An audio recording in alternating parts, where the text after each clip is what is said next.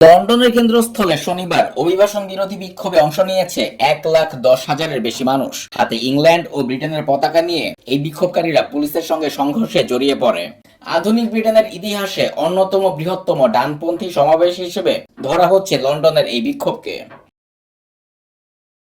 London metropolitan police জানিয়েছে, অভিবাসন বিরোধী কর্মী টমি রবিনসনের ডাকে আয়োজিত ইউনাইট টু কিংডম নামের এই মিছিলে প্রায় 1,10,000 মানুষ যোগ দেয়। একই সময়ে স্ট্যান্ড আপ টু রেসিজম নামের আরেকটি পাল্টা বিক্ষোভে প্রায় 5,000 মানুষ অংশ নিয়েছিল। পুলিশ দুই পক্ষকে আলাদা রাখতে সফল হয়। পুলিশের পক্ষ থেকে বলা হয়েছে, বিক্ষোভকারীদের সংখ্যা তাদের বিস্মিত করেছে। মিছিলের জন্য অনুমোদিত পথ হোয়াইট হলে জড়ো হয়েছিলেন বিক্ষোভকারীরা, কিন্তু এই প্রশস্ত রাস্তায়ও এত বড় ভিড় সামলানো কঠিন হয়ে পড়েছিল। হোয়াইট হল সরকারি ভবন দিয়ে ঘেরা একটি গুরুত্বপূর্ণ রাস্তা।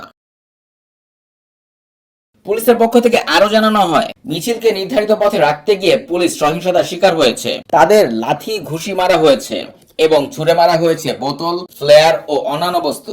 পুলিশ জানায়, এই ঘটনায় আহত হয়েছেন 26 কর্মকর্তা। তাদের মধ্যে 4 জনের আঘাত গুরুতর। এ পর্যন্ত 25 জনকে গ্রেফতার করা হয়েছে। তবে পুলিশ বলছে, এই গ্রেফতার কেবলই শুরু। বিক্ষোভকারীরা বহন করছিল ব্রিটিশ ইউনিয়ন ফ্ল্যাগ ও ইংল্যান্ডের সেন্ট জর্জেস ক্রস পতাকা।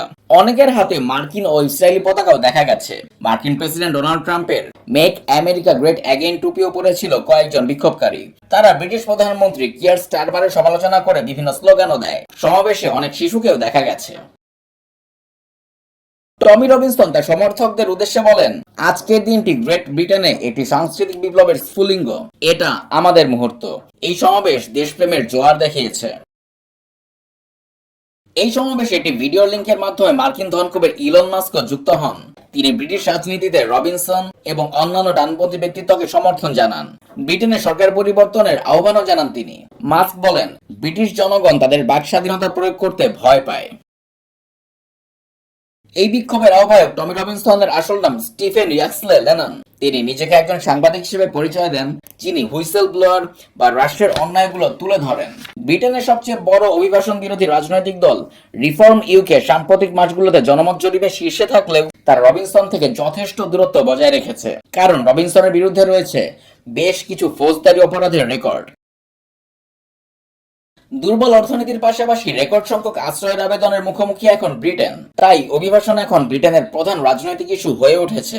এবছর এখন পর্যন্ত 28,000-এর বেশি অভিবাসী ছোট নৌকায় করে পাড়ি দিয়েছে ইংলিশ চ্যানেল। ইংল্যান্ডের লাল সাদা পতাকা এখন ব্রিটেনের রাস্তাগুলোতে ব্যাপকভাবে দেখা যাচ্ছে।